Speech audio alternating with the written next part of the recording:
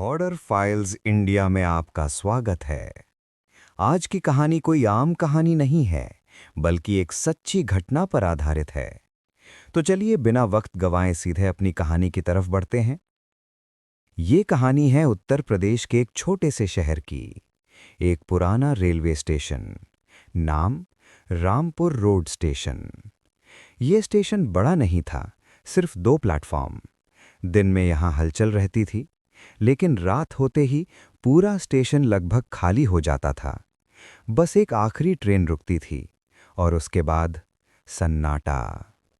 Station पर उस समय सिर्फ 3 लोग रहते थे, एक बुजुर्ग चौकीदार, एक टिकट क्लर्क और प्लेटफॉर्म साफ करने वाला लड़का।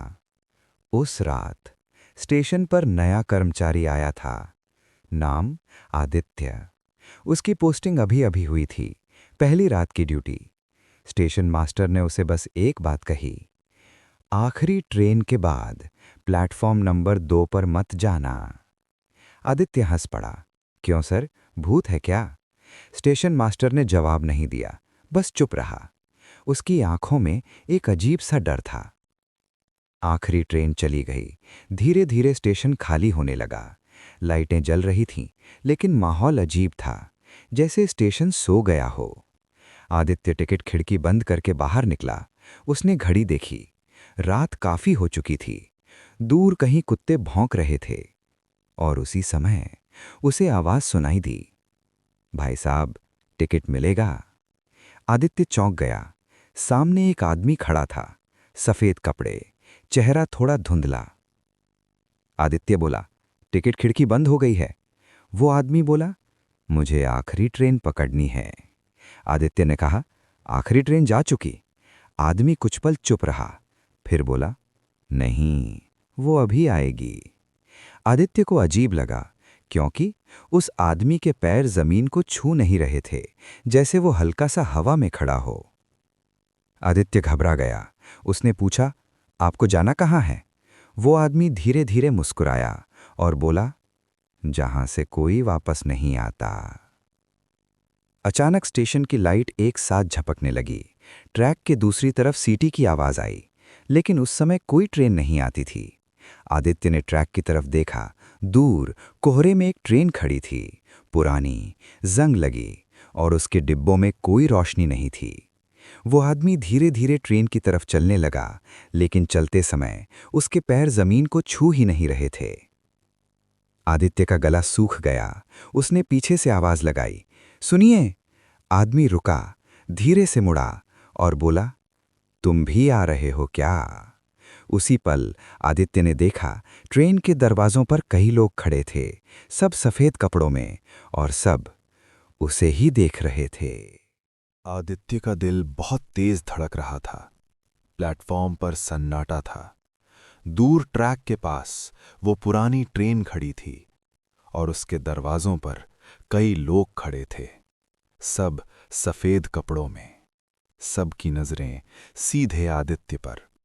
आदित्य पीछे हटने लगा, लेकिन तभी पीछे से किसी ने उसका कंधा पकड़ लिया।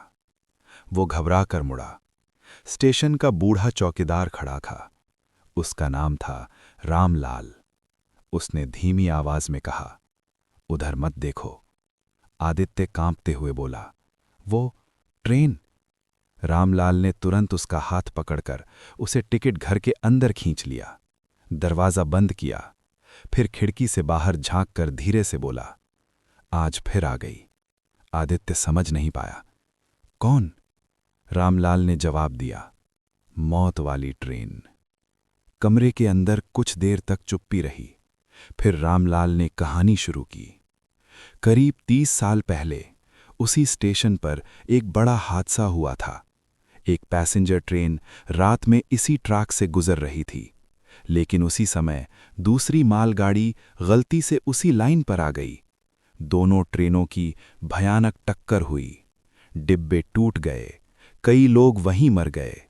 लेकिन असली डर उसके बाद शुरू हुआ, क्योंकि उस हादसे में मरने वाले कई यात्रियों की लाश कभी नहीं मिली।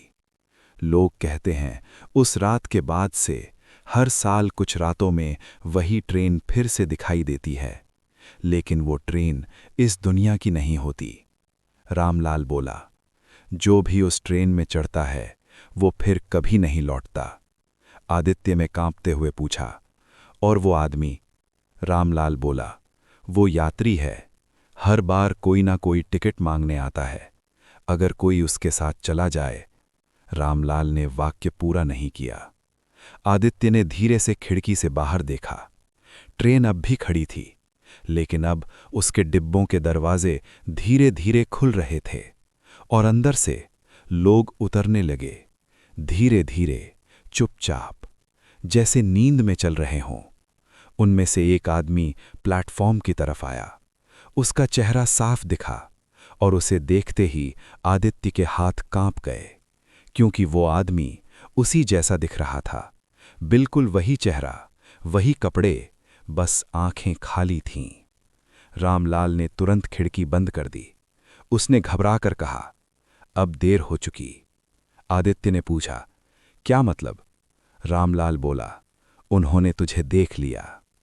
कमरे के बाहर धीरे धीरे कदमों की आवाज आने लगी, टिक टिक टिक, जैसे कई लोग प्लेटफॉर्म से उतरकर टिकट घर की तरफ आ रहे हों। और फिर दरवाजे पर हल्की सी दस्तक हुई, ठक ठक ठक। एक आवाज आई, भाई साहब, टिकट मिलेगा? आदित्य के शरीर में सिहरन दौड़ गई, क्योंकि वो आवाज उसी की थी। दरवाजे पर दस्तक फिर हुई, ठक ठक ठक। कमरे के अंदर आदित्य और रामलाल दोनों चुप खड़े थे। बाहर वही आवाज आई, भाई साहब, टिकट मिलेगा? आदित्य का गला सूख गया, क्योंकि वो आवाज बिल्कुल उसी की थी, जैसे कोई उसकी नकल कर रहा हो। रामलाल ने फुसफुसाकर कहा, दरवाजा मत खोलना, लेकिन दस्तक तेज हो गई। ठक ठक ठक। अब कई हाथ दरवाजा पीट रहे थे। बाहर से कई आवाजें आने लगी, सब एक साथ बोल रही थी, टिकट टिकट टिकट। आदित्य का दिल जोर से धड़क रहा था। रामलाल ने धीरे से खिड़की के पर्दे से झांका और तुरंत पीछे हट गया। उसका चेहरा पीला पड़ चुका था। क्या हुआ? आदित्य ने पूछा। रामलाल कांपते हुए बोला, पूरा प्लेटफॉर्म भर गया है, सब आ गए। आदित्य का शरीर सुन्न हो गया। अचानक स्टेशन की लाइटें एक साथ बुझ गईं। पूरा स्टेशन अंधेरे में डूब गया। सिर्फ बाहर ट्रेन के डिब्बों में हल्की नीली रोशनी चमक रही थी और उसी रोशनी में प्लेटफॉर्म पर खड़े लोग दिख रहे थे, सैकड़ों, सब सफेद कपड़ों में, सबकी आंखें सीधे टिकट घर की तरफ। अचानक दरवाजा अपने आप खुल गया, धीरे धीरे, चूं। आदित्य पीछे हट गया। बाहर वही आदमी खड़ा था जो पहले टिकट मांग रहा था, लेकिन अब उसका चेहरा साफ दिख रहा था और वो चेहरा आदित्य का ही था, बिल्कुल वही, बस उसकी आंखें खाली थीं। वो मुस्कुराया और बोला, चलो। आदित्य डरकर पीछे हट गया। मैं कहीं नहीं जा रहा, वो आदमी बोला, लेकिन तुम्हारा टिकट कट चुका है। अचानक पीछे से ट्रेन की सीटी गूंजी, बहुत तेज, जैसे कोई स्टेशन छोड़ने वाली हो। रामलाल चिल्लाया, भागो। दोनों टिकट घर से बाहर भागे, लेकिन प्लेटफॉर्म पर अब कोई नहीं था, सिर्फ वो पुरानी ट्रेन और उसके दरवाजे खुले हुए, जैसे इंतजार कर रहे हों। तभी आदित्य ने देखा रामलाल धीरे धीरे रुक गया। उसने डर से कहा, मैं जा नहीं सकता, मैं हर बार यहीं रह जाता हूं। आदित्य ने पूछा, क्यों? रामलाल की आंखों में आंसू आ गए, क्योंकि 30 साल पहले उस हादसे वाली ट्रेन में मैं भी था। आदित्य स्तब्ध रह गया। रामलाल बोला, मैं उसी रात मर गया था, लेकिन हर साल जब ये ट्रेन आती है तो मैं फिर जाग जाता हूं। अचानक आदित्य के पीछे से आवाज आई, अब तेरी बारी है। वो मुड़ा, वही आदमी जो उसकी तरह दिख रहा था ट्रेन के दरवाजे पर खड़ा था। उसने हाथ बढ़ाया और उसी पल आदित्य के पैरों के नीचे जमीन जैसे खिसक गई। उसे लगा कोई उसे खींच रहा है, धीरे धीरे, ट्रेन की तरफ। उसने पूरी ताकत से खुद को छुड़ाया और भागकर स्टेशन से बाहर निकल गया। पीछे से ट्रेन की सीटी फिर गूंजी। जब उसने पीछे मुड़कर देखा, ट्रेन गायब थी, प्लेटफॉर्म खाली, जैसे कुछ हुआ ही नहीं। अगली सुबह लोगों ने आदित्य को स्टेशन के बाहर बेहोश पाया। लेकिन सबसे अजीब बात, उस दिन के बाद रामपुर रोड स्टेशन पर कभी भी रामलाल चौकीदार नहीं दिखा, क्योंकि स्टेशन के पुराने रिकॉर्ड में लिखा था रामलाल 30 साल पहले उसी ट्रेन हादसे में मर चुका था। और आज भी कुछ रातों में जब आखिरी ट्रेन निकल जाती है तो प्लेटफॉर्म नंबर 2 पर एक पुरानी ट्रेन खड़ी दिखाई देती है और टिकट घर के पास एक आदमी खड़ा होता है जो हर आने वाले से सिर्फ एक सवाल पूछता है, भाई साहब टिकट मिलेगा। आज की कहानी यहीं खत्म होती है। तो वीडियो को लाइक ज़रूर करें, हॉरर फाइल्स इंडिया को सब्सक्राइब करें और बेल आइकन दबाना ना भूलें। हम फिर मिलेंगे एक और डरावनी कहानी के साथ। उम्मीद है आपको वीडियो पसंद आया होगा।